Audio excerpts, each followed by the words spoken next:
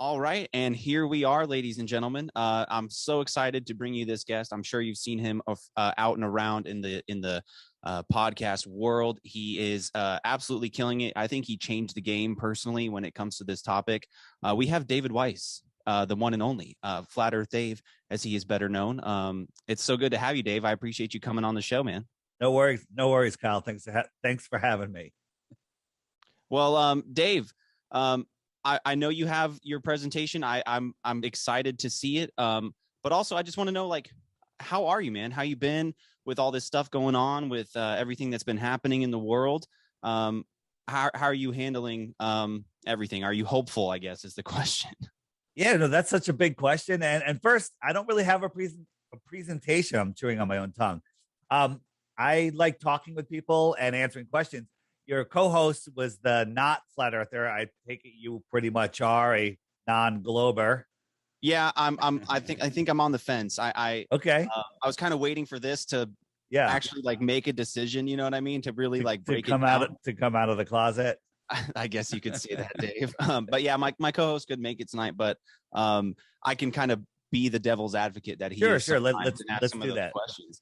Yeah. So go ahead. So answering your question, the world is in chaos right now, but I'm having a terrific time, a super terrific time, because I'm doing what my heart is telling me to do. I made decisions in the last 2 years which are insane for my entire upbringing. You know, I threw everything away that I worked my entire life for to take a chance.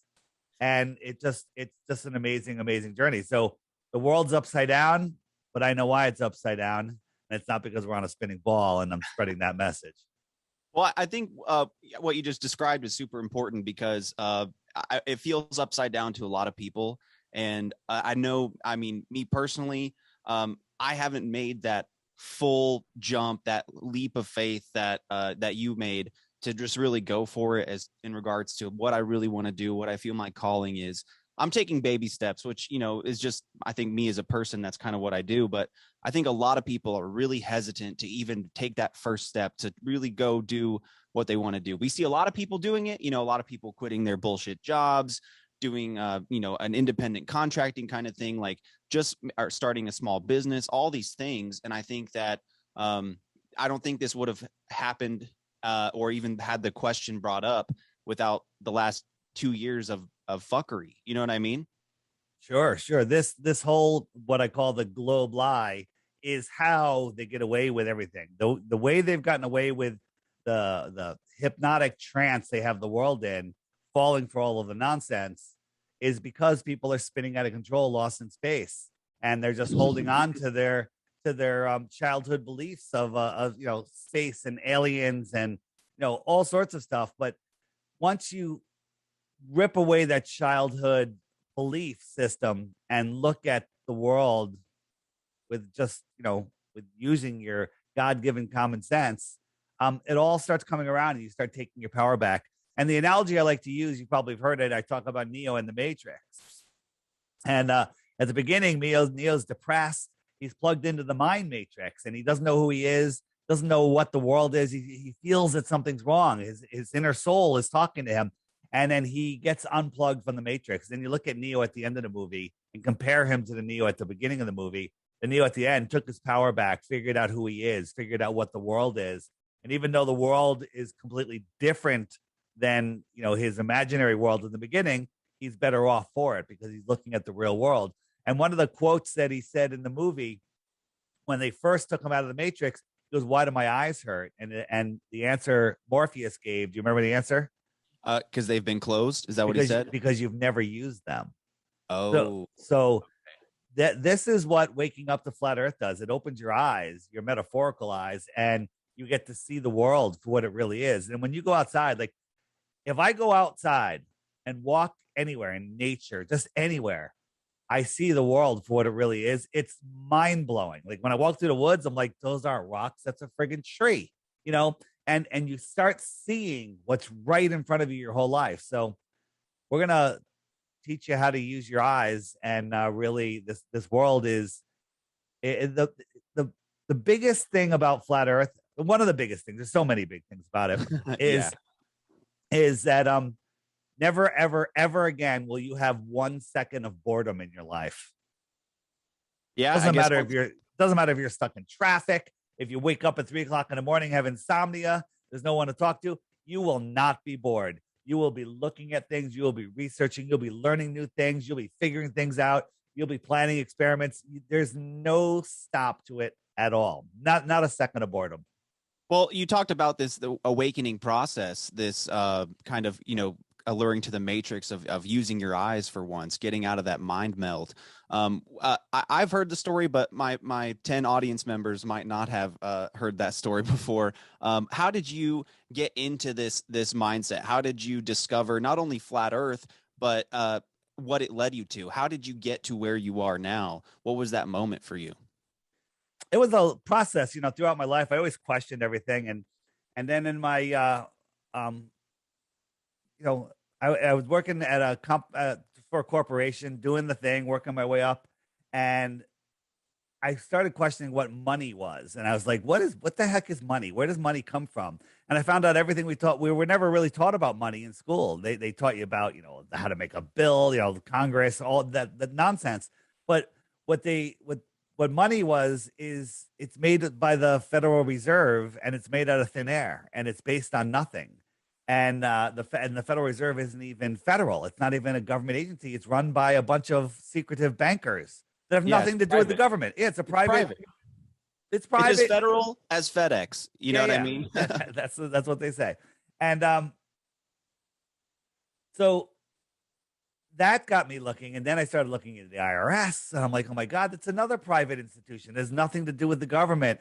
And then so my buddy Tim and I, we talked about it in the lunchroom every day, and a couple of people would gather around. And it got to the point where everyone in the lunchroom was waiting for Tim and I to come in and start talking about these different things. And we started, looking into, some other deceptions. And then we had an opportunity to do a podcast at a New York City. And I was like, let's go. And I didn't even know what a podcast was. He's like, it's a recorded radio show. I'm like, great, let's do it. And we did that every week for 3 years. And in the third year, couple people started sending me flat Earth stuff. They started flat smacking me. They're like, "Hey, Dave, check this out." And flat smacking, is that what it's called? That's what we call it, flat smacking. When you go up to somebody and you literally surprise them with flat Earth information, that's called a flat smacking. Oh, that's great. And so people started sending me flat Earth stuff, and we're a pretty popular podcast. It was called Deep Inside the Rabbit Hole. It's still up on iTunes. Yeah, I follow you guys. Yeah. So I said, I wouldn't watch one. I was like, this person's an idiot. I just delete the emails, and then they'd post on our Facebook page, and I'd delete the post, and I'd ban them from our Facebook, and I'd ban them from our YouTube. I would just ban people. I'm like, you're an idiot. I'm not watching your stupid video, flat Earth. The dumbest thing ever. And then I realized, I've been brainwashed to think that. And then another researcher, Sophia Smallstorm, to be exact, she's like, Dave, I think the Earth might be flat. And I'm just like, I was dumbfounded. I'm like, are you fucking kidding me? And she goes, here, watch these videos, right? And it's like, oh, you get your information from YouTube. And I'm like, no, YouTube is just a source of, YouTube is like the world. It has everything in it. It has great information. It has a bunch of assholes in it. It has nonsense. It has everything. It's just a way for us to access information, right? So I watched your videos. I'm like, okay, that's it. I'm just going to figure this out and prove the globe and put an end to this. And that's how you become a flat earther. You try to prove the globe or debunk flat Earth, and you too will lose the respect of your family and friends because you'll be a flat earther. So you were trying to, you were like, fuck this, fuck I went guys. in with a closed mind. I went in, I'm going to prove the globe and prove this nonsense wrong. I didn't go in saying, let me look into this and see if there's any validity. I didn't go in. That's a proper way to go in. I went in biased. It's bullshit. And that's how you become a flat earther. And you came out on the other side. Perhaps I would say a better person. Do you think that the flat Earth realization for you made it easier to look at other topics differently? Did you, or because you were already kind of looking into the Fed and the IRS and things like that, but was the flat Earth kind of what allowed you to analyze other topics in a different way? Well, I was looking into all of the deception. I don't know how deep you go in the rabbit hole, but with all of the deceptive false flag events, all the deceptive Hmm. bombings and shootings, just so you know, they're all deceptions. So when and I was exposing them thoroughly. I did a with my buddy in Australia, PK. We unwound the Boston bombing, which was. Are you familiar? The Boston bombing wasn't what they told Yeah, us. Okay. yeah, yeah, So yeah. the Boston bombing, the Sandy School, I don't want to say the full thing because the bots will get us, and the event in New York City. And I called it exposing the big three because those three are so easy to expose. And I figure you wake people up to those, then they'll start seeing everything else. But I woke people up to those and they still go right back to work. They're like, whatever, those people, the administration's going to change, blah, blah, blah, blah, blah. And they just make excuses and they forget about it. I'm like, wow, wow. So when Flat Earth came around, I'm like, this is the biggest. There's nothing bigger than Flat Earth. There's nothing. This is it. They're lying about the shape of the world that we're on, the construct, that they're hiding the creator. There's nothing bigger than this. That's not true. There's bigger things, which all relate to the flat earth. So I thought flat earth, that's it. There's nothing more. But then I started learning about Tataria. Have you looked into Tataria and the mud floods? Yeah, yeah, Yeah. and it's interesting story. So before it kind of got picked up by the truther podcasting community, I had heard about this from a Mexican guy in a bar in the little small town I'm in. I was just watching, I think I was watching like some alien video or something, and he's at right next to me at the bar, and he's like, "Oh, what are you watching, man?" And I kind of told him, and he goes, "Have you heard about Tartaria, bro?" And I was like, what the fuck are you talking about? And he's like, it's a lost civilization, man, a lost empire. And that was like 2 years before it kind of Yeah. came into the quote unquote mainstream of the conspiracy podcasts and truther community. And I mean, I looked it up immediately and just on Google, I think maybe DuckDuckGo, and it was like Tartaria's the empire of this time. What I was like, what the fuck? But what are your thoughts on it? Well, Tataria was a worldwide empire. It was here into the late 1800s, maybe even later. There was some sort of cataclysm, whether it was man-made, God-made, not sure, um, that reset the world. There seems to be a reset that goes on every 100 years. Okay, every 100 friggin' years, Like a right? great reset? A Like, great reset? yeah, like a great reset. 1920, everybody was wearing ritualistic shame muzzles and getting stuff stuck in their arm, and everybody died. Interesting. That was the Spanish flu. 1820, cholera. 1720, the bubonic plague. 1620, another one. Every 100 years, the same thing happens again. There's nothing new under our small local sun. So, so when you look into that, a channel that you should watch is John Levy. You watch John Levy? No, I don't know. I don't know John Lee. JONLEVI. He makes a 20-minute video, probably one a week, sometimes two. And just watch it. His last one called Mud Floods, and he's always looking at the mud floods, but this one was called Mud Floods. There's a civilization underneath us that is buried that people don't even talk about. It's everywhere. It's incredible. And this isn't speculation. This isn't conspiracy theory. This is proven. Dig a hole. There it is. Okay. And they just hide it in plain sight. They make up lies about it. Um, you know, and then the Tatarian Empire was an advanced civilization with free energy technology. They built these buildings that we couldn't build today, and we're told, oh, the settlers built those with horses and buggies. We couldn't do it with the most modern equipment we have, power tools and everything. We still couldn't do what they did back then. Well, how Right, did they right. do it? A whole different technology. Yeah, I've heard of I had Mark Steves on the show, and he kind of explained that Tartaria was even in the Americas. Like there's remnants of Tartarian architecture Everywhere, everywhere. And I under just New York assumed it was City. like Eastern European, maybe like into Asia a little bit. That's all my understanding was, but he Our brought our Capitol building has another building underneath it. like an old building, an older Like building. like underneath it is more pillars and more floors buried in the mud below it. I mean, I've just heard so much about Tartaria, and I don't know what to make of it. I know that Yeah. we're being lied to. I know history is manipulated. Um, there's I don't know if you've heard of this infamous 5-hour documentary Oh, that the people have lost been history of flat Earth. Very good. yes, Now, that one. again, you got to take it, weigh it, look at the information. Don't believe everything you hear. But they get into Tartaria a lot of information. Their theory about the moon being a map of the world and there being a greater Earth in our puddle migrating around every great year. I like it. I like it. I'm not swearing that's what's happening, but I I'd like like to it. hear your thoughts on that because that was kind of at the end of this long documentary, right? He talks Yeah. about the Tartaria, the mud floods, the orphan trains, this lost technology, Nikola Tesla, and Yeah. then at the end he ties in this the moon, which I know from watching you and the shows you've been on. It's a touchy subject. The moon is when it comes to flat Earth and how it relates to what we live on.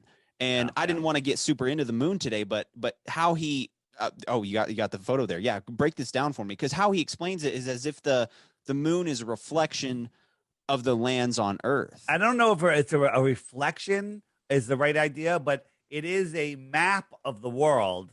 And was it a map at one point in time? Is it the projector of our reality?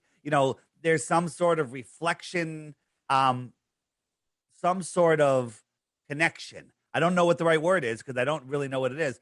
But all of this green is our known world. Okay. This inner circle here is the Tropic of Cancer. The next one is the equator. The next one's the Tropic of Capricorn. And the next one is the shoreline of our world pond, which is the melted area of our world. Our pond migrates in between the two tropics as it goes around. 6 months it goes out, 6 months it goes back in. And so it's melted out this pond. This right here is our North Pole. They tell us our North Pole is moving, right? Well, it is. Our North Pole is moving around this track. And it takes 25,000 years to go all the way around. Okay? Oh, so in 12,000 years from now, our North Pole is going to be here. And our world is going to be here. Our puddle is going to be over here.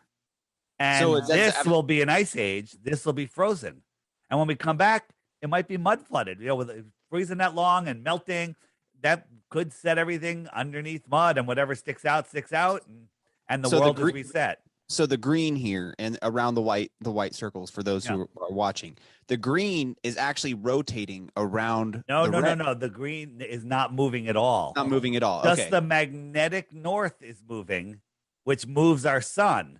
So imagine you go outside, you got a big section of snowy ground, and you get a heat lamp and you just circle it around until it melts out a puddle. And then you slowly, while it's circling around, you slowly move it around a bigger track. Well, that puddle's going to freeze up and the puddle's going to move. So this is the puddle right here. This puddle's going to move all the way around the track. So that's why the puddle moves. Yeah. An ice age or a mud flood or something could happen. So in 12,000 years, this will all melt and this will all be frozen. In 6,000 years, it'll be over here and this will be frozen. Okay? So because our sun is moving, this is our greater Earth. Now, this is a possibility. It's not 100%. I like it. It's a good story. Just connecting the information in that documentary to the flat Earth information that to be true. Right. And I mean, like I said, that documentary tied in so many things. We were talking about Tartaria, about the lost technology. Do you think that we still have access to that technology and perhaps the archaeological information that proves this flat Earth, that proves that there, or even not just the flat Earth, but maybe this larger Terraria plane that we see here? Yeah. So, Nikola Tesla, he had that Tartarian information, and Edward Lee Scallion, who built Coral Castle. There are people that have brought that knowledge forward, but it's all been taken away. It's all been hidden. They basically killed Tesla, and they stole the information, and they're hiding it because if everyone had access to free energy, well, they couldn't control us. They control us with energy, with fake money, with monopoly money, and with the lie of where we live, thinking that, there's no more water. We're running out of water, running out of food, we're running out of land. It's all bullshit. There's infinite land. There's infinite water. There's infinite food. There's no shortage of anything, but they want us believing that. They want us not being able to expand our thoughts out and manifest the world that we're meant to manifest, our truest, greatest self, because we're in this mental prison and they're controlling us just like Neo in the Matrix. They're literally controlling our mind. They steer our minds with the news, north, east, west, south, news, NEWS. Yeah, that's a good point. I never thought of that. I mean, I had a guest on the other day, and I was talking about the Rittenhouse trial. You know, that's something that's topical at the moment right now. And I was saying, man, I've been watching this live stream. I've been checking Twitter, all this stuff. And he goes, why? Why are you doing that? He's like, you can just wait a week and find out all the information all at once. And I was like, I don't know. I don't know what happened with this. I don't know if he really killed people, if he was hypnotized to kill people, if he was told to kill people, or if it's all a bunch of stage nonsense. I don't know, but I know it's bullshit. He shot a thief in the arm. He shot a pedophile in the groin, and he shot a man that supposedly strangled his wife in the lungs. Okay? That is written like a fucking Shakespeare script. Okay? That's exactly Shakespeare. Oh my God. It's bullshit. It's a bullshit narrative. Now, maybe something really happened and they like, okay, let's take this crisis. Never let a good crisis go to waste. That is the I don't want to say the most probable because I think it's faker than that, but that is a possibility of what they're doing here. Okay? I think this is all the world is a stage. You know who said the world's a stage? Shakespeare. Yeah. Yeah. Do you know that Shakespeare never existed? I've heard that theory. Okay, so the guy that said the world's a stage is a stage bullshit actor, right? Not real. Yeah, that's how much the world is a stage. I'm waiting to find someone who can go on because I've been asking about this theory for a long time because I went to acting school, right? Like I'm a trained Shakespearean actor. Shakespeare was actually my emphasis in college, and so I love Shakespeare, the work of it. But I have heard multiple different theories in regards to Shakespeare that he didn't exist. He was this guy. He was this guy. It was a conglomeration of all these things. And then when you throw in the messing with the timeline, he could have been it could have been 100 years ago that Shakespeare was around instead of 500 or 600, 400 years ago, wherever it was that he is in the official timeline. So the fact that our history itself is in question opens up the possibility to all these historical figures, these writers, these authors, these historical figures. Were they even real? It's impossible to know because all I know for sure is what I see with my eyes and what I hear and what my gut, because I believe the gut is important. Your heart of hearts or whatever is telling you something. And that's all you really know to be true. You know what I mean? Everything else is just hearsay. Right. Everything before the early 1900s is bullshit at this point, right? All of our people from the past that Galileo and Aristophanes, they're all made up stories. I don't think these people ever existed. Okay, people are like, well, they're Freemasons. Look, right? Well, maybe they're created by the Freemasons, right? Yeah. King George might have been George Washington, right? We don't know. We don't know anything. People say, we knew that the Earth was flat. The Greeks figured it out 2,000 years ago, but they forgot to tell the public school system here in America because in the 1920s, this woman, Ruth, was taught in Connecticut public schools that the Earth is flat. Okay? In Connecticut public schools across the country, across the world. We found people in Croatia that all through the 1930s, they still taught flat Earth. They probably still teach it in some schools there. And it's not that they're held back. It's that they're not corrupted, right? Right. And so, the world wars are part of the reset. They're just part of the reset. It's to displace everybody. It's to get people only focusing on what they want. It's part of the depopulation. They you know about the Georgia Guidestones? I assume you do. Oh yeah. And the Georgia Guidestones say that they want the world population to go down to never to rise above 500 million again, right? 500 million, yeah. That's a problem if you believe the current population of 7 or 8 billion. Yeah. I personally think it's less than 2 billion, but it doesn't matter. Doesn't matter what it is, right? Georgia Guidestones, it's like not like they wrote it in stone. Oh, they did write it in stone. So what's going to happen? Is this thing going to take care of that? or is there another mud flood coming, or is something else coming? Is there a plasma event? We don't know. We don't know. Yeah, I've seen a lot in the last year, even in the last few weeks, a lot about so-called Planet X, Nibiru. I'm curious as to what your thoughts are on that, but I've heard, the whole climate change narrative is to actually bring about a cataclysmic event as far as changing how the weather and catastrophic events can happen. And then, yeah, the medical procedure that's taking place. I try to be careful with it too, because I do want to put it on YouTube. Yep. But I mean, look at how many people are dying now. I mean, it's just as many people have died before we had this medical procedure as have died since we've had it, if not more. There's a back when they had the thing that goes in your arm for what was it, swine flu, and they had the V for that. They 25 people were no more after it, and they pulled it off the market worldwide. Yeah, immediately. Yeah, according to the Center for Disease Creation, 20,000 people in the USA are no longer breathing within 2 or 3 days after getting the experiment stuck in their body. All right, and that's according to the official numbers. That's the official number, and that they admit is only 1 to 10% of the total number. Okay, right. And that nobody notices. Nobody notices, right?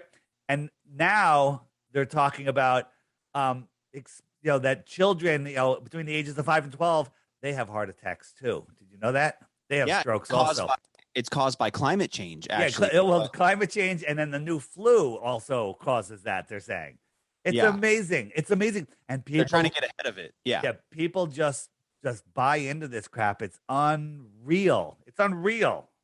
Yeah, I mean, we're seeing so much, and I think they're learning from their mistakes. But at the same time, I think this is a death rattle. All this is bullshit, propaganda, the lying, the gaslighting wouldn't be necessary if people were if we were winning, the information war, as Alex Jones says. But I think a lot of people at the same time are realizing this stuff. I mean, look at how our community has grown over the last year. I'm having my conversations with my mom, even that people are waking up. Yeah, people are tired of the nonsense. They're actually being forced to wake up, and I think that might even be on purpose, which sounds like counterintuitive for what they're doing. But I think this is really an intelligence test, and maybe there needs to be a reset. Maybe it's something that we don't understand, and maybe they're like, you know what, we're going to reset this place. Let's get rid of the dumb people and keep the smart people, so the next round will be even better. That's something I've questioned myself, because why would they, people say, I'm saying like, hey, these things are killing everybody. You're all going to be dead in the next 3 to 5 years, yada, yada, yada. And they're like, why would they kill the people who do what they say? And I'm like, probably because they don't respect them. You know what I mean? They probably are like, fuck all these dumbasses. Why not at least, have the people who might understand if we flip the switch on them, what's going on? That's an interesting thought. I'm glad you, soon as you said something just a second ago, I was like, oh, this is a true conspiratorial mind as myself, because I even question the conspiracies that come about, because it's not a conspiratorial mind. I guess it is, but they've hijacked that word conspiracy theory. It's more of a look at the fucking facts and look at what's going on and use your God-given common sense and stop believing nonsense. We, Jaron from Jaronism and I, we went on a show the other day, a big podcast, and they're basically theoretical physicists, right?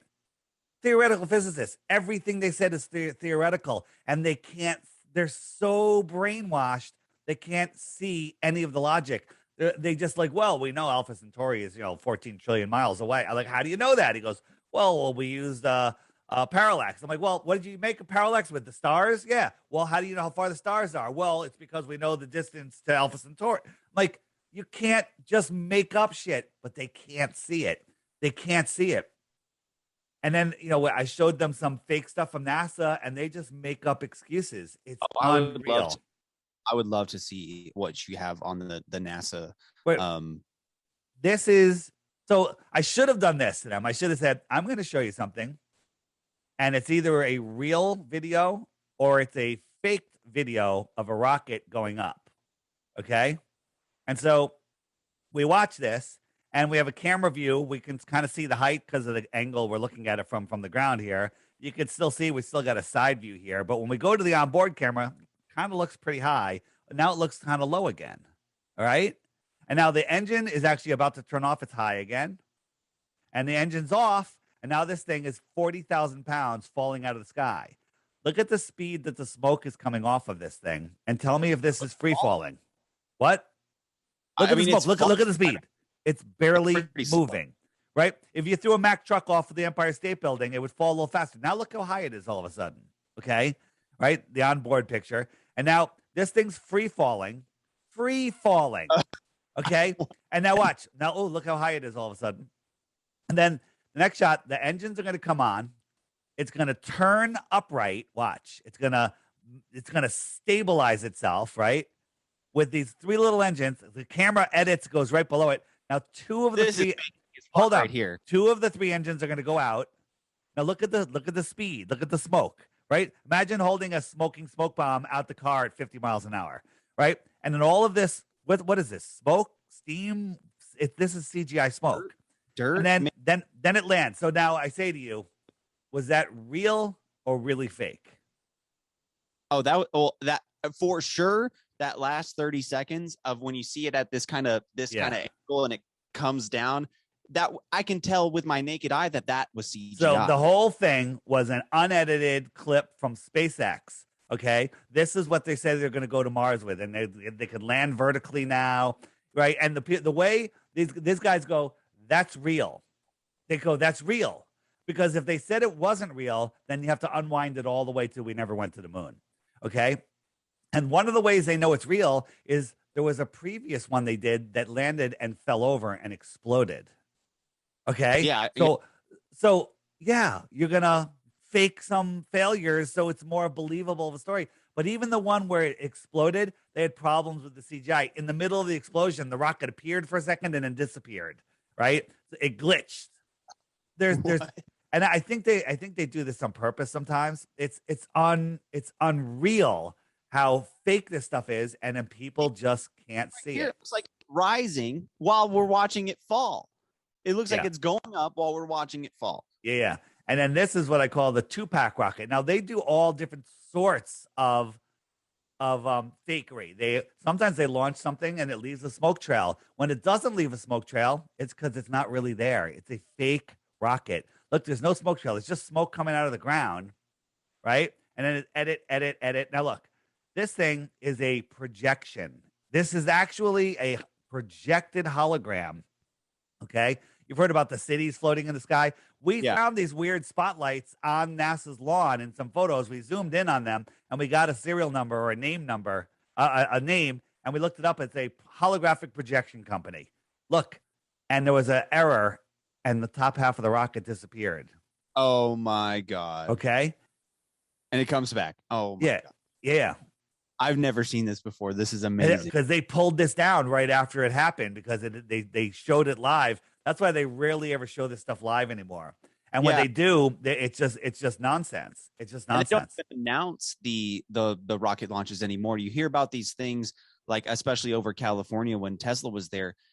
In the middle of the night, this bright blue comet pattern would just appear, and then everyone would be like, what the fuck is that? Because it lit up the whole sky.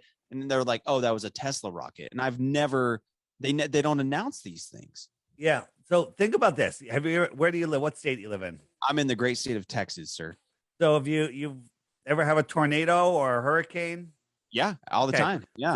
So you know what high winds do. 150-mile-an-hour winds are devastating. 200-mile-an-hour winds rip houses down. A tornado, which could be 300 miles an hour, will turn a telephone pole into toothpicks. Will take a fence, a signpost, tie it into knots, right? Yeah. Okay. That's 300-mile-an-hour winds of 60, 70, 80 degree wind air. Okay, just room temperature. This thing weighs 4 million pounds. It's shooting out superheated plasma. Okay, and it's coming out at over 17,000 miles an hour because the thing goes faster than that. And it's and the amount of thrust is lifting up 4 million pounds. The fence, everything here should be pulverized. This fence doesn't even wiggle. It doesn't bend over, right? A 300-mile-an-hour wind would rip this fence. It would bend it in half easily. But this thing is going to lift 4 million pounds, and the fence doesn't even move. Nothing. This is all smoke coming out of the ground. Now, this is going up. What's going up here? I say this entire thing is a helium balloon with a little bit of thrust coming out of the bottom and a lot of lights, bright lights lighting up the smoke. And it goes up. That's why it goes so slow. That's why the space shuttle rolls on its back, because that the orange external tank, which is like 20,000 pounds empty, they tell us, is actually a helium blimp. Okay. And I'm going to prove it to you in a second. So this is going up, leaving the trail. So there is something there, but it's going really slow, right? This thing, I would say, looking at the winds here, I don't know. I think it's going less than 100 miles an hour. Okay. This thing has to get to 20,000 miles an hour to get out of orbit. Okay. So these external solid fuel boosters, they constantly tell us cannot be turned off. Right. And then at one point there's explosive and it lets them go. I'll show it again.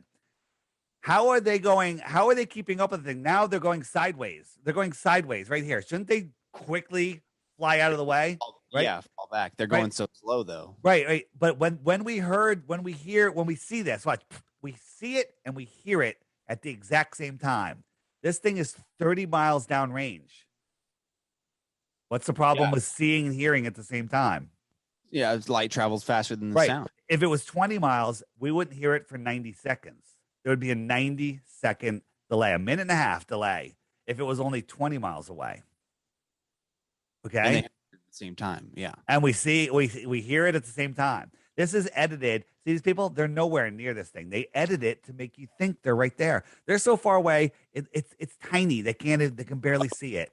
It's so small. Yeah. Yeah. Look, they make it look like they're right there. They're not. They're like 10, 15 miles away. Okay. Now, here's the problem. The external tank is falling back to Earth. The guys on the shuttle are accelerating into space. They're filming this thing. How are they filming it? The shuttle, they're filming it from the window in the shuttle. Now watch right here. Watch, a piece of paper is going to float by. Ready? 3, 2, 1. And there it goes. See it? What was that? That was like a handkerchief or something, but that's just showing you how fast this thing is going. Not very fast at all. If I threw a Mack truck out of an airplane, how fast before you couldn't see it? I'd say 5 seconds and it's out of your sight. Yeah. They're on their way up. This is on its way down. Does this look like 20,000 pounds, 40,000 pounds falling out of the sky? Or does this look like a Macy's Day Parade balloon? Yeah, it looks like a little inflatable dildo. Well, it's gigantic. Yeah. And the question is, are we looking down at it or are we looking up at it? Yeah, because they'd have to be constantly zooming in too. If they're moving away from this, moving away, even if they were staying still, like they were in a balloon, whatever.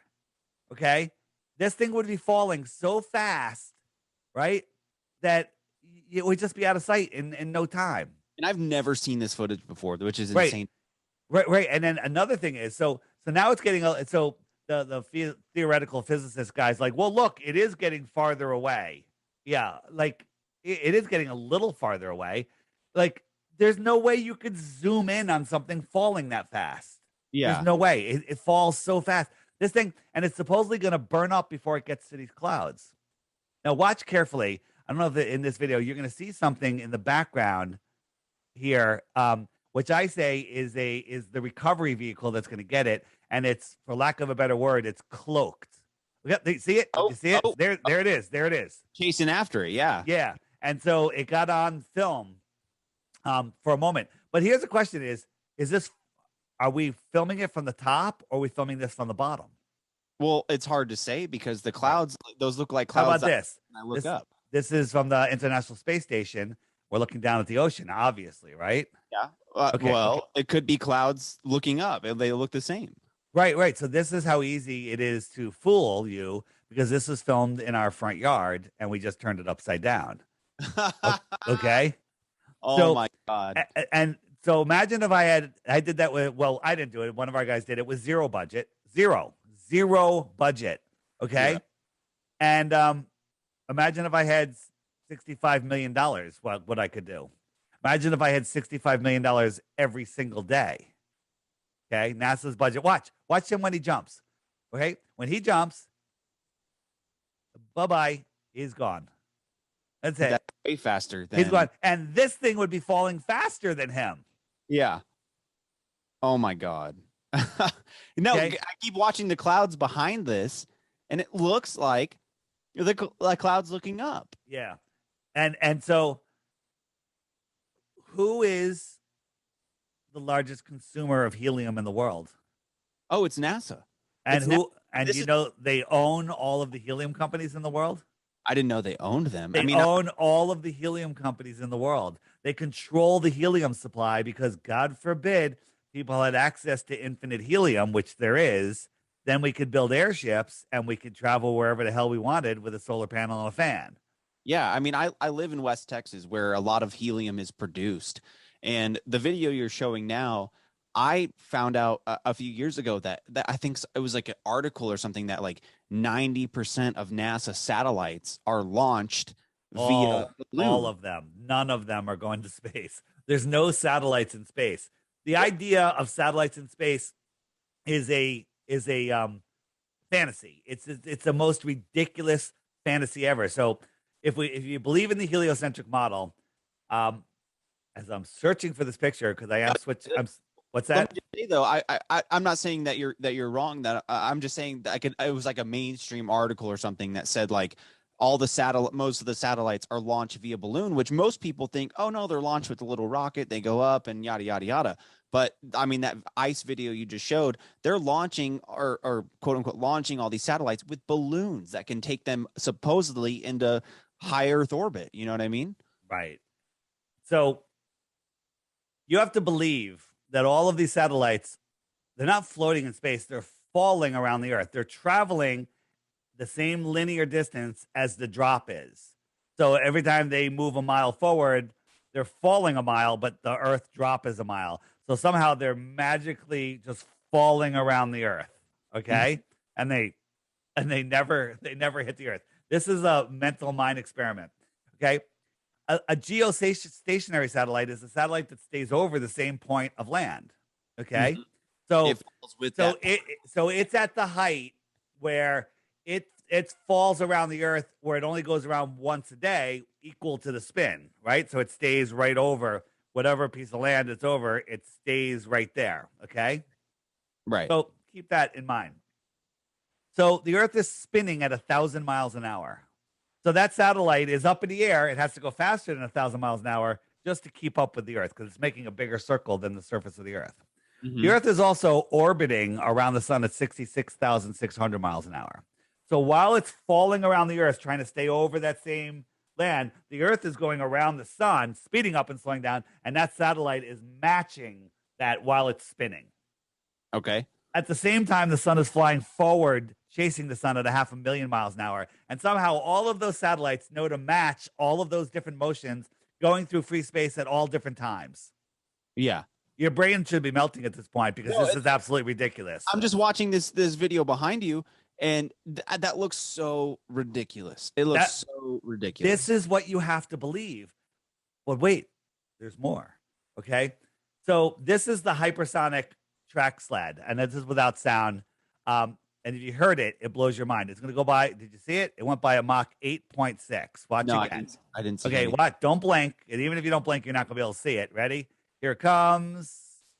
No, I it's saw good. it. Just a flashlight. Yeah. Yeah. So it goes by at Mach 8.6. Well, Mach 8.6 is 1/10 of the speed of the orbit. So we're orbiting 10 times faster than this. We're chasing the sun at 100 times faster than this rocket sled. But when we go out into nature, this is what we see. Who lies, men or nature? Yeah. I don't think nature can lie. In my opinion, I don't think it can. Right. I mean, look at this water. It's perfectly still. It's telling you we're perfectly still. Water is perfectly level, testably, scientifically, provably level. And if we lived on a ball 24,901 miles around, like Neil deGrasse Tyson, the failed actor, tells us, there should be curvature. And it's not too big to see because they tell us we see boats going over the horizon. You know, according to their math, there should be 6 feet of curvature at just 3 miles. 6 feet at 3 miles, 66 feet at 10 miles. And we can see with our naked eye that far, and we can see that there is no curvature. But Yeah. people just don't connect it. Yeah, and I mean, I live, like I said, I live in West Texas, and I can, if you can find a high point, because it's everything's very flat, but if you can find a tall building or a hill or something, I mean, I can see so far. Yeah, So but the atmosphere is actually thick, and as you know, as you go, it gets lighter and lighter and lighter, and then it just kind of turns into sky. There's more mountains out here. You just can't see them because yeah, the air becomes too thick. It's like looking across a 100-yard swimming pool underwater. You can't see the far wall, right? If I drew a smiley face on the far wall, you couldn't see it. But if I had a light on that wall, you could see the light because the light's more powerful than just the light that bounces off of the smiley face. But if I look up through just a little bit of water, I could see the lights on the ceiling, which are way, way higher, you know, on a super high ceiling. And that's because, you know, when you look up, the air is thinner and you're seeing more. But when you look across the air, it becomes opaque. yeah, and there's so much water vapor in the air too that 100%. people complain about, oh, like greenhouse gases and stuff. The number one greenhouse gas is water. I mean, water vapor. It encompasses so much of our atmosphere. All right, so what are we looking at here? This is This is the white sol. dune? This is Soleil de Lar, whatever. What is it called? Um, it's a the Great Salt Flats in Bolivia, I think.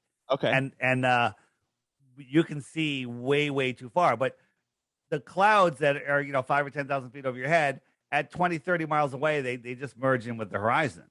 Yeah. Okay. They just merge in with, and so your eyes just can't see any farther. And it's not because of curvature, it's just because that's how perspective works. Like out here, you can't see a boat, but there is a boat out here. As we zoom in, we're making that bigger. And as we make it bigger, there's the boat. There it is. Yeah. Okay.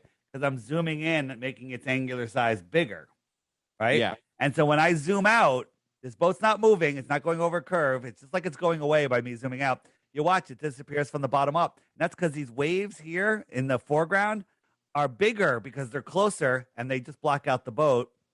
And the angular size of the boat disappears Yeah. and you can't see it. It's just angular resolution limits of your eyes. I mean, anyone who's taken like a basic art class, you learn about like forced perspective.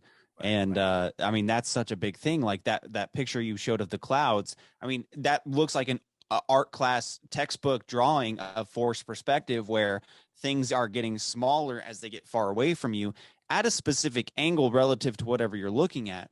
But yeah, I mean that, and of course it makes sense if you zoom, if you can magnify where those angles meet, then the object gets bigger. Okay, what are we looking at here?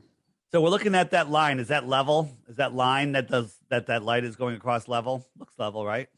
Yeah, It's level. Yeah. Looking at it from an angle. And so here's the counter, and here is this. This could be the skyline. It could be city skyline mountains. It could just be a cloud deck, but that stayed above it and was level. Now I have a camera on the counter on the other side watching the same thing. Now, if I showed you this line first, I'd say, is this level? And you'd say, no, it's going down.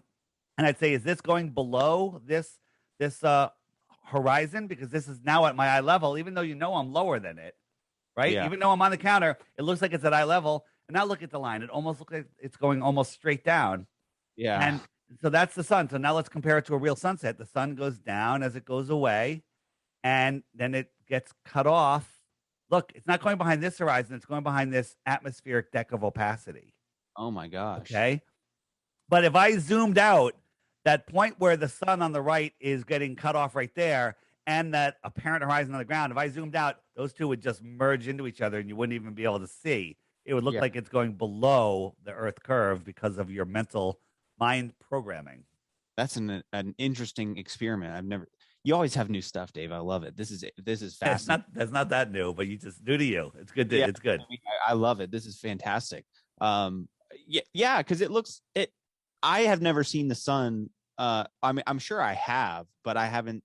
I don't think I've taken a mental note of it. But just looking at it, like that last photo, that last video you showed of it, not even disappearing below the horizon, but much ahead of the horizon. You know what I mean? I've Yeah.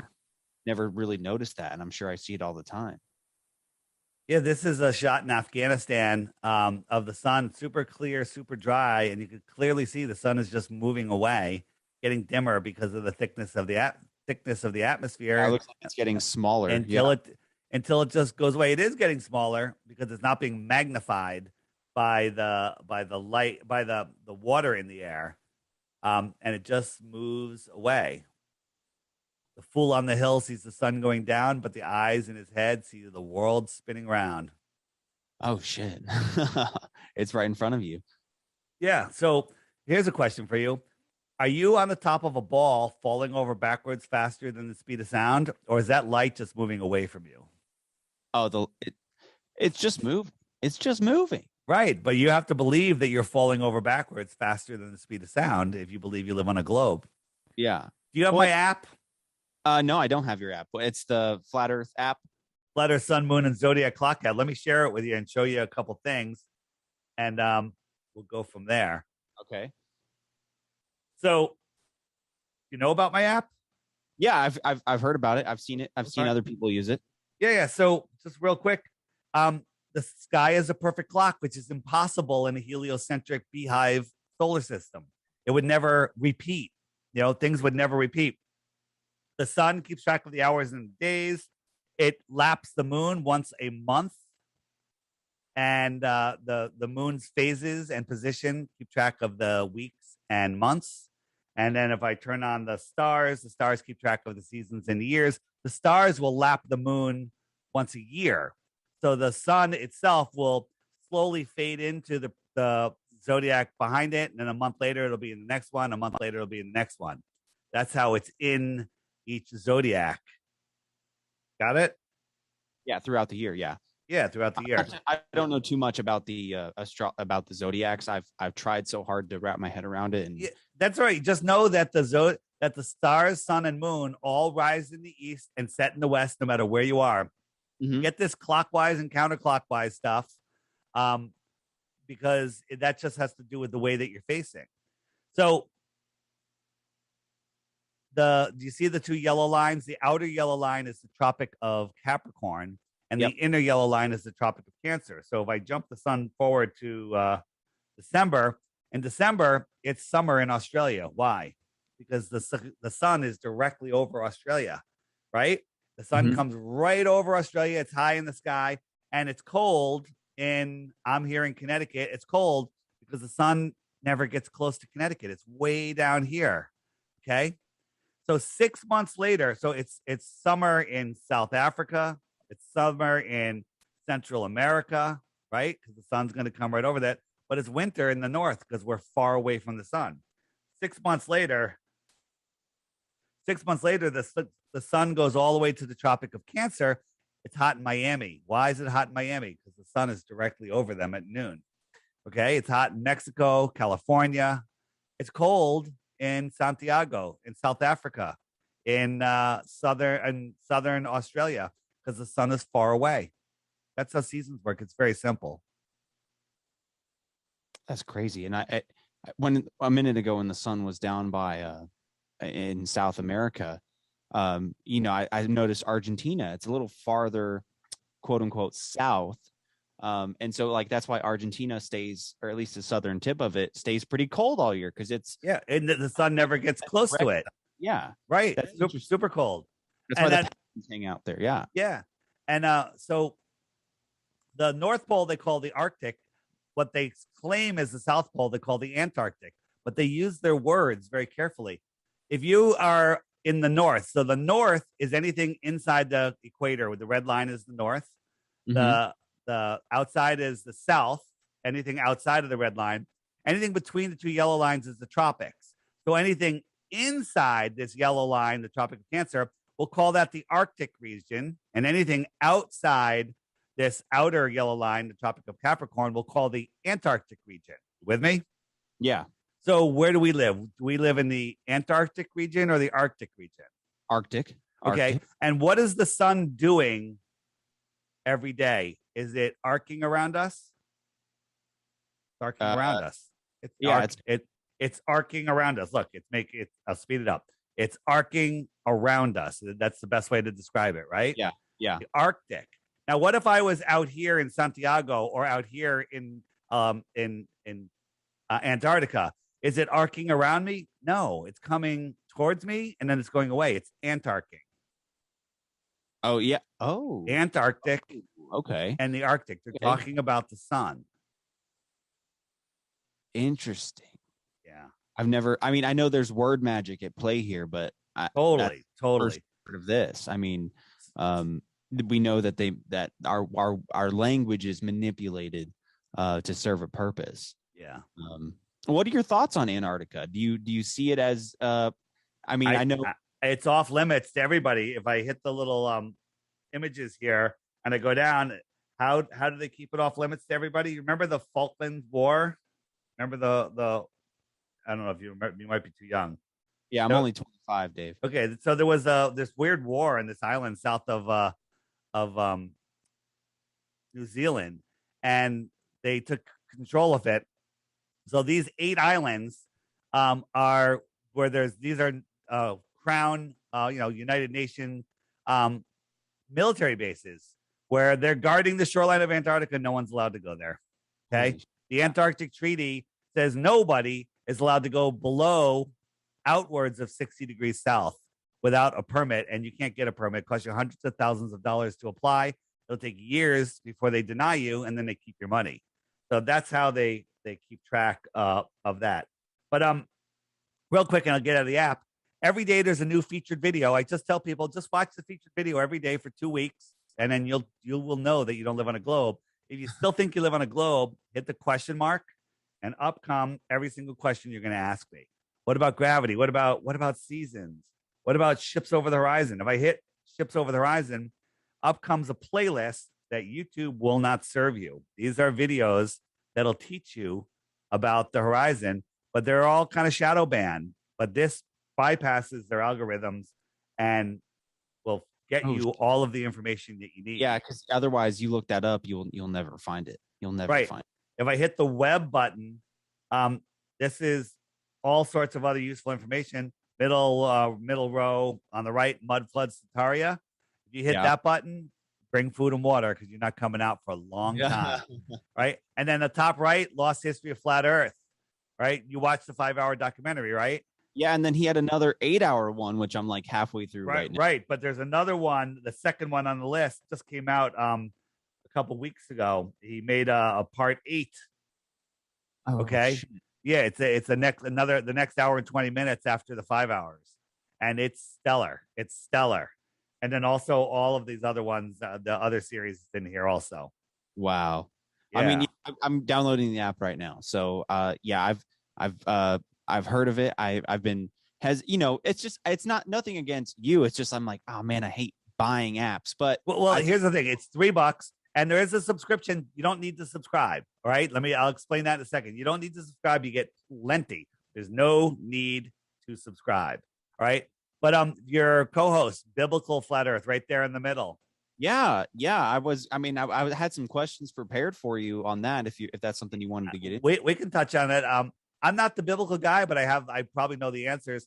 But if you like the Bible, if you live by the Bible, or you think the Bible's the dumbest thing on earth, watch the Biblical Flat Earth series and you'll have a whole new view, no matter what your original view was. Amazing videos in there. I just watched the first 2. That'll do it. That'll do it. And there's so many good ones in there.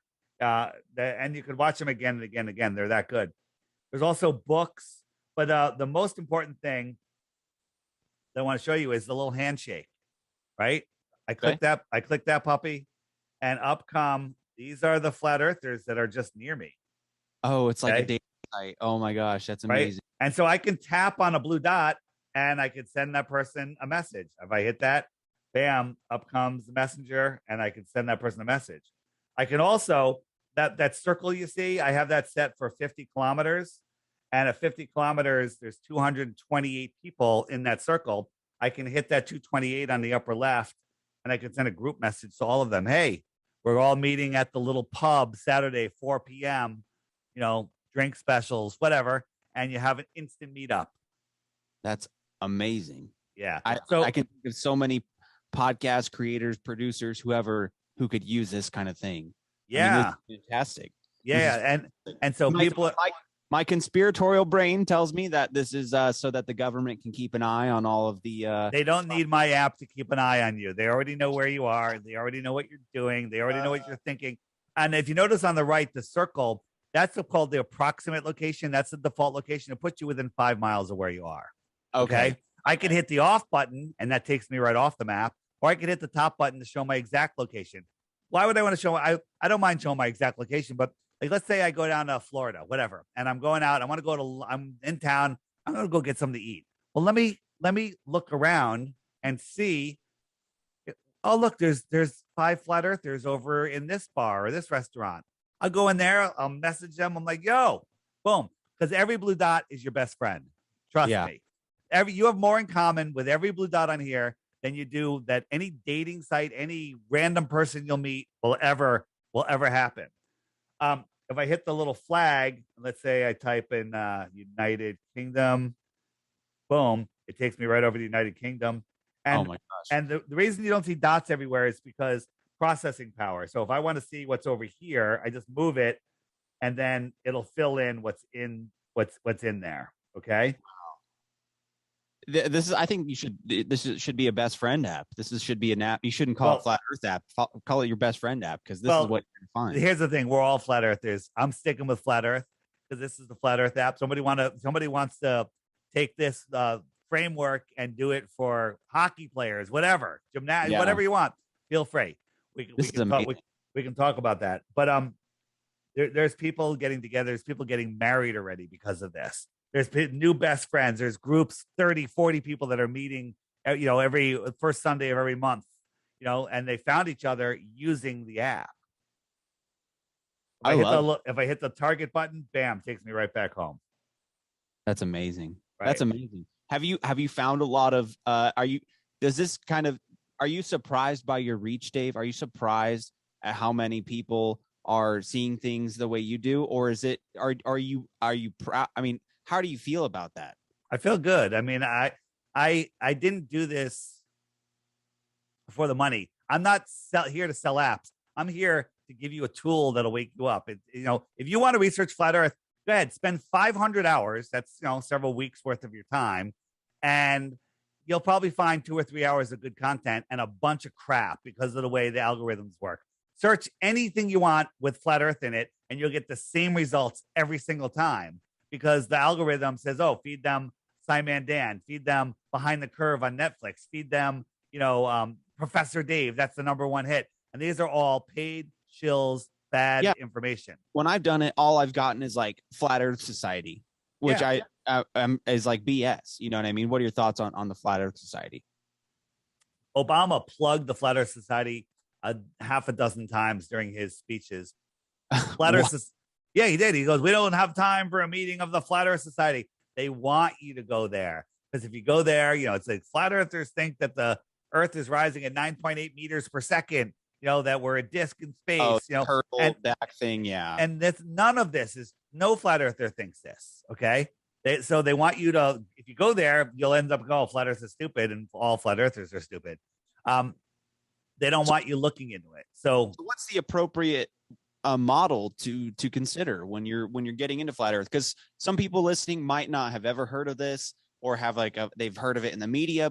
And so what is, I guess, if you had to sell it to me, Dave, right now, or whoever's listening, what is the model that you would adapt? Well, so we don't have a perfect map, but our map, the AE map or the Gleason's map is a map that's used for navigation. It is a map that works well with the clock, and it is way, way, way better than the globe. Look at the current Time magazine cover. They have it set up like The Economist, where one of these encoded covers, and one of them is a weird Earth, kind of looks a little flat, and it says a new, better map of the Earth on Time magazine cover right now.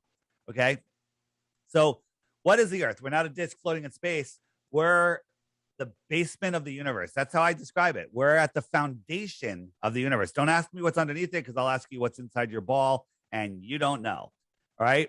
And we live in the Antarctic basin. Large bodies of water at rest need a container, period.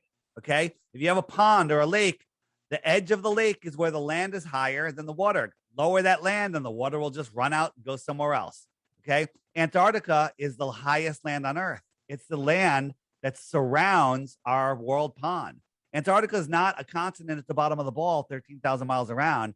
It's the land that surrounds our world 60 to 80,000 miles around. Okay. Well, wait, let me think about that. Why don't we just sail a boat around Antarctica to prove that it's Antarctica? It's because you can't. Captain Cook tried it. Was the last one to try it. It took him 3.5 years, and he went over 60,000 miles trying to circumnavigate Antarctica. Oh shit! Yeah, is that his path? That's his path, essentially. Wow. So here's the thing: what people don't realize. People say, well, I can leave New York and head east and end up back in New York, and I'll go dead east the whole way. That is absolutely true. And here's how it works. Here's my compass. North Pole's at the center of the flat Earth. I'm trying to push my compass west, but I have to keep turning it to the right because I have to keep that needle pointing towards the center. West is right here on the compass. I got to just keep going. West is a circle. Okay. East is a circle. But that's the same on a flat Earth and a globe Earth. If you were on a globe, you're 1 mile from the North Pole. So your right arm's pointing to the North Pole. You want to walk east. I got to walk east, but I got to keep turning so my right arm stays pointing towards the North Pole. 3.14 miles later, I'm right back to where I started from at a dead reckoning of east, 90 degrees or 270 west. And I'm right back to where I started from. Here, I'm dead reckoning, and I didn't turn, and all of a sudden I'm heading south. Right? I started going west, but as soon as I started moving, I'm going south. Every straight line is south. Point in any direction, you're pointing south. Wow. Every direction is south. Even if you're pointing north, like right here, I'm going south. And if the Earth was a ball, I should magically pop up over here. But nobody has circumnavigated south ever.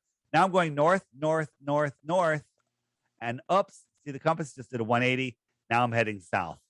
Yeah. And I'm still going in a straight line. Every direction, every straight line is south. Wow.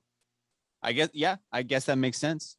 And you mentioned 3.14, and does Earth being flat negate mathematics? I don't think it does. Math is real. Yeah.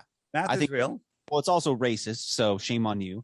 But no, that's something I've been a lot of, those theoretical physicists. I don't know why that's something they didn't argue. Maybe they did. I don't know. But I think math works.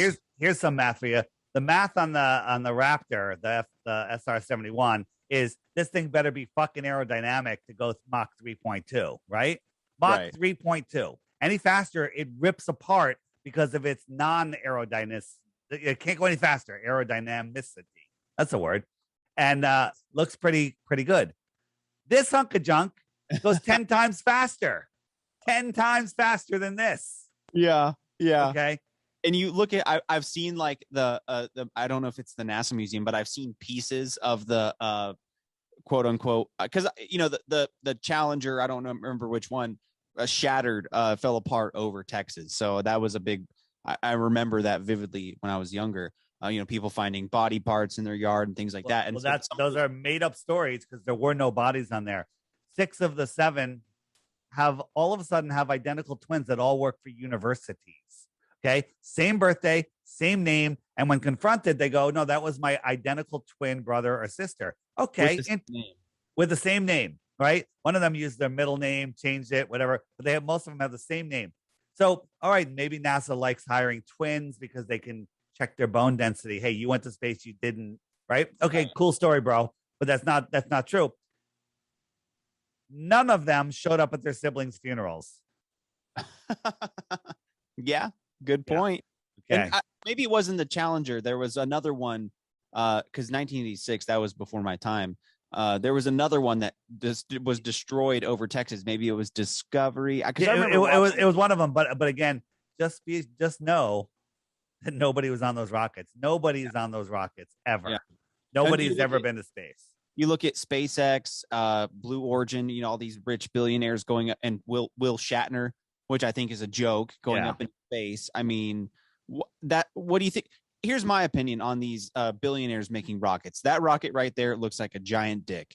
I think these guys are compensating for something, so they're literally trying to fuck the universe with their giant dicks. You know, well, they're actually trying to fuck us. But I'm showing you. This is watch how many edits. We're on 3 already. Okay, 4, right? And this is all CGI. Again, no smoke trail. Oh, that's fake as fuck. Angle. Yeah, look at this. What the hell is this? Where's the smoke? And then look at this. There were 6 cuts, and then there was a little glitch where the top of the rocket disappeared like the other rocket. Yeah, I didn't see it. Watch right on the tip, right there. So I'll zoom in. It opened up. Watch. Oh my god. Yeah. Again, with the background. Yeah. Yeah. CGI glitch. So all of these, you know, these billionaires in space, Bezos and Brandon, right? They're on this is a 0G plane, right? They always have a girl with long blonde hair flipping around. These people are on a 0G plane. You know what 0G plane is, right? Where they drop. Does a parabolic arc, and you get up to 40 seconds of weightlessness. But all of the clips that they gave us, you never see more than 5 seconds of weightlessness. Richard Branson is literally seatbelted in. He's about to throw up because they call it the vomit comet for a reason. And so he's just in there. They have the girls flipping around, and then he comes in on his glider and goes, "Yeah, I was just in space." This is a 0G plane. These people are on a 0G plane, and they're having their 20 to 40 seconds of free fall, and they're floating around. And that's all they did is they filmed it in a 0G plane.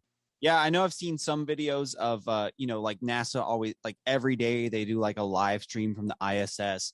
And there's this one in particular, I'm sure you have it in stock, of the wire attached where a guy like, he grabs the wire. Yeah, absolutely. Yeah. The other with the Bezos rocket, they always film it, and the cameraman has a very unsteady hand in the vertical motion, not the sideways motion. A vertical motion. What are they suggesting here? Oh okay. God. It's ridiculous. Okay. they're literally children. Crazy, right? Yeah, they look like giant dicks. I've said that from the beginning with Tesla's rocket, all these they look like giant dicks. I mean, that one even has a vein going down the end of it. Right. I mean, right. It's, and I think you said it best. They're fucking us with this nonsense. I mean, first, I can, being a skeptic, as a skeptic, on the launch pad, it looks legit. But as soon as that goes above the first camera view, and it does that from a drone or something, the camera goes up like this and follows it. That's completely fake. The naked eye can tell that's CGI. Right. I mean, we see this. I mean, thank you for bringing this, because I think I watched one of the Tesla rockets recently where they went to the ISS or something like a few months ago, and I was just like, it didn't make any sense. It made zero sense. Wait, and just SpaceX the other day, there's 3 guys that are laying in there really tight, and they're looking at iPads, a wall of fucking screens. There's no window, there's no nothing, and you have to. That's all they show us, right? It's like in a studio. And then behind them on the wall is the toilet with a little curtain that wraps around it. What? They're going to go and do their business right there, and in space, shit's going to fly all over the place to be. Yeah, they got to suck. But they're always playing with their food in this disgusting environment. It's absolute insanity. It's absolute insanity. So like I said, I was an actor. I went to acting school. And I did a little, I had a lighting professor who, a genius of his craft. He can light any stage, make it look beautiful, can make it look like daytime, nighttime, whatever. And he's actually the first one who brought this up to me about the lighting on the moon landing. I was not super convinced on the moon landing. And he said, you should look into this moon landing, because he kind of knew I was skeptical about things. He goes, the shadows don't make, and this is a professor of lighting. he spent his entire career studying lights, and he said the shadows on the moon don't make any sense. If you have a singular light source, the sun, you should not have shadows going in different directions. He says it doesn't make any physical, logical sense. And also the lighting on the moon. How can this moon look this bright from Earth? Right? Yeah. When you're out on a full moon night, which is tonight, by the way, you should watch the eclipse tonight. Longest eclipse in 600 years. Is it tonight or tomorrow night? Tonight. It's at 1 a.m. Eastern. No, 4 a.m. Eastern will be the full eclipse. 4 a.m. Eastern. Okay. I just heard it. My mom sent me. It's tonight. It's tonight. It's tonight. And this would cast a shadow. You go out in a full moon, you can read by it in the middle of nowhere, right? So how is this dusty, dirty ball sending light to Earth that's getting dimmer and dimmer as it spreads? Because light spreads. The inverse square law says every time you double the distance, it's 1/4 of the brightness. How is this look like that on Earth? Game over. Yeah. Yeah, absolutely. Game over. So go back to that vagina picture you had. I was curious about that. That was, where was that? That was SpaceX. This one. Yeah.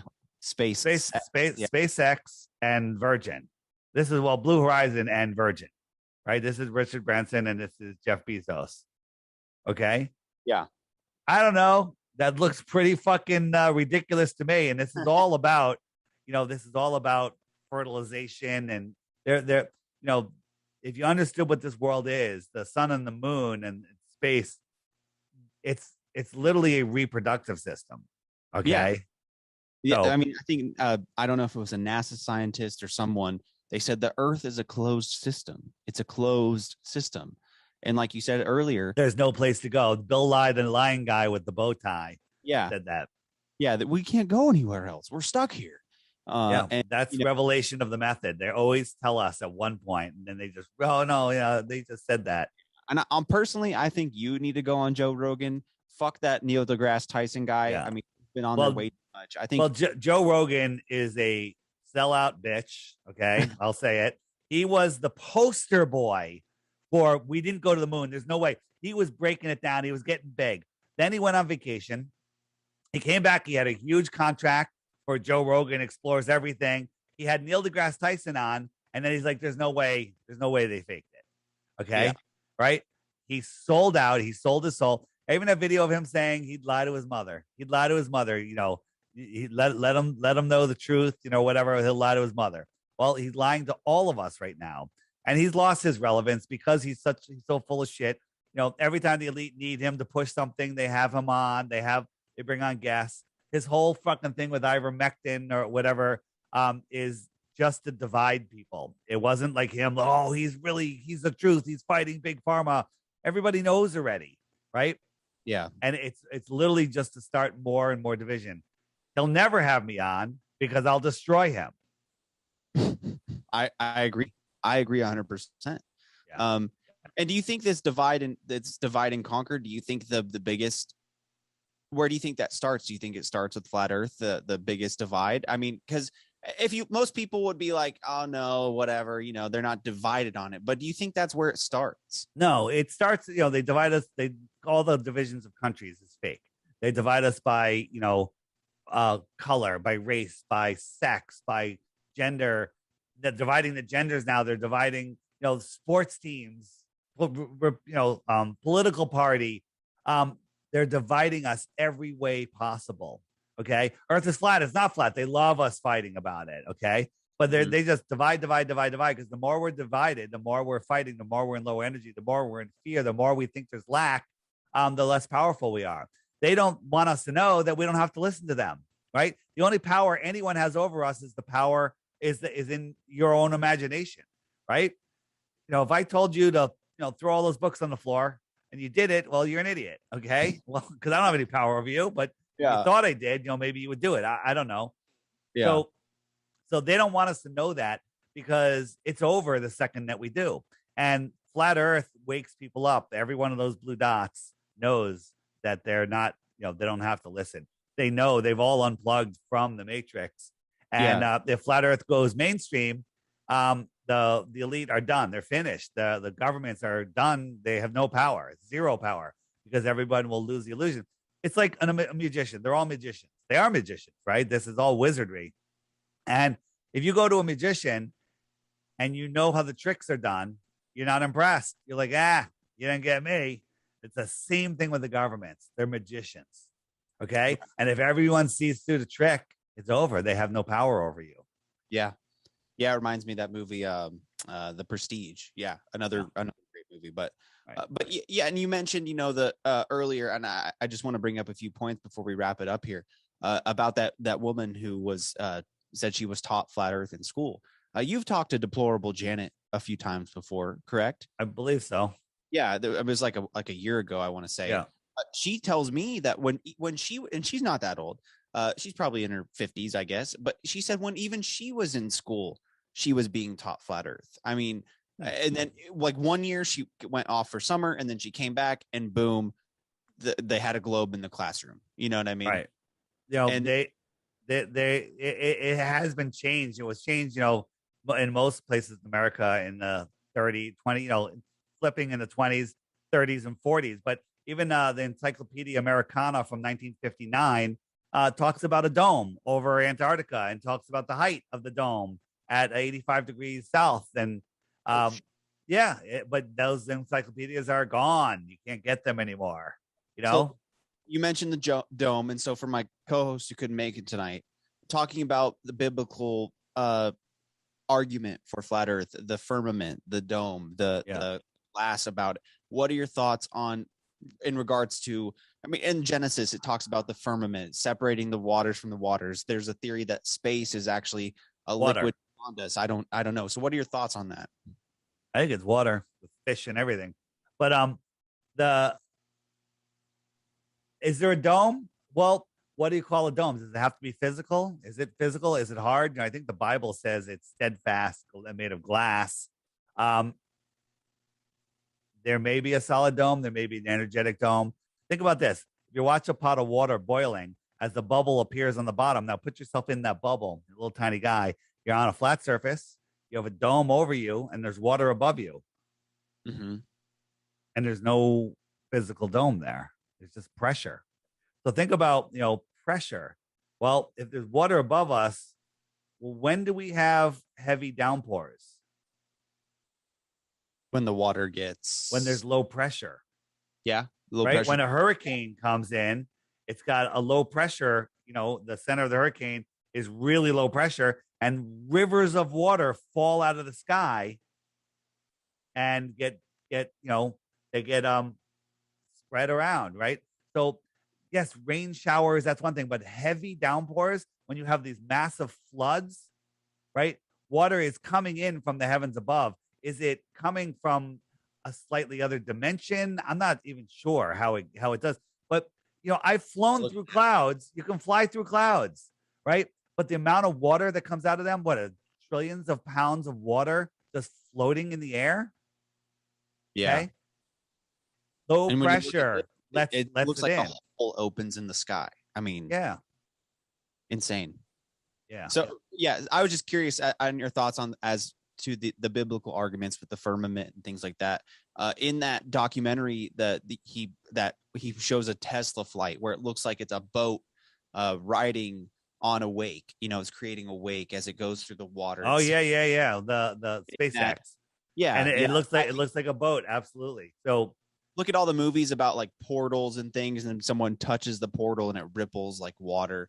I mean, who knows? And I was just curious as to your thoughts about it. I don't think we'll ever know. I really don't. I think we will know, and I think we'll know pretty soon.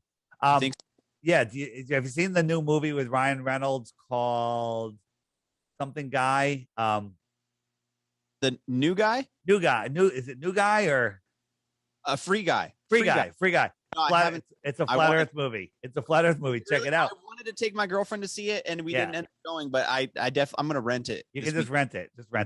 It's a funny movie. And, I don't watch very much TV, but I do watch stuff that is flat Earth related, and that is one. Right, because it kind of relates to the simulation. You know what I mean? Where there's kind of going back to the Matrix. So do you think the simulation theory is possible as it relates to flat Earth? I think we're in a physical simulation, and right now they're literally trying to plug us into the Matrix. Right? They're putting stuff on our body with self assembling nanoparticles. I don't know if you're up and aware of that. They're strapping people into the Facebook is now what's it called? Meta. Is Meta, the metaverse, right? There's people already lost in virtual reality in this whatever Second Life, whatever. They have their goggles on for 10 hours a day, right? So they're literally plugging us in, and they're getting us used to being plugged in again and again, and a booster, right? So maybe make sense just to have one permanently stuck in your arm, and you really don't need to go anywhere because you can do everything in the metaverse, and they can hook a catheter up to you, so you don't have to go to the bathroom anymore. I mean, it's literally getting that sick, right? But they're Gates has a patent for a cryptocurrency generated by your body. Yeah. Okay? Yeah. I've seen that. It's ridiculous. Yeah. And the whole plug-in thing kind of reminds me of that Sylvester Stallone movie. I can't remember what it's called, where he one of the big scenes of the movie is he's like hooking up with this girl. He like ends up in this world, and like they're trying to fuck or whatever. And she's like, he like goes to touch her, and she's like, "Whoa, what are you doing?"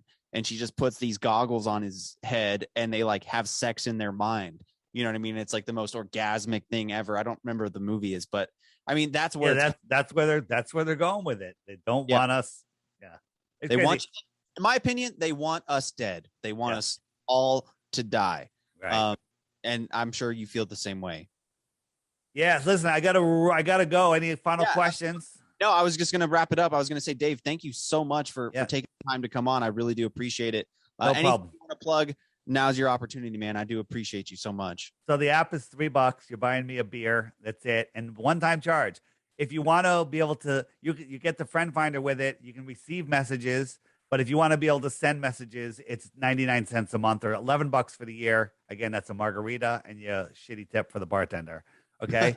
So, but you don't need to. You still get everything else. So enjoy that, and just read the reviews. It's on Apple. It's on Google Play. They're careful. There's no knockoff one on Google Play. Make sure it says Blue Water Bay. It looks like that logo. And I believe tomorrow it's going to be on the Amazon App Store for those of you that don't like Google Play. Awesome. That have Androids. So check that out. And if anybody sees this and knows of a show that that needs to learn about Flat Earth, hook me up. Send me their info. Send them to my website, flatearthdave.com. And Absolutely. There's a Book Dave link right there. Awesome. Yeah. And it was super easy to book you, man. We booked you a while back, and you were sick, and it just took me a while to get back on the ball. So, Dave, I appreciate you so much, man. This has been fantastic. A wonderful guest. I would love to have you back sometime, maybe with someone who you can just tear into, someone who is not into Flat Earth at all. Because harder and harder to find these days. It is. I agree. It's getting harder. Yeah. So, Dave, thank you so much. I appreciate you, and I will let you know when this goes out. I'll send you a message, but thank you so much, man. This was an honor. All right, man. Thanks. See you. Appreciate it.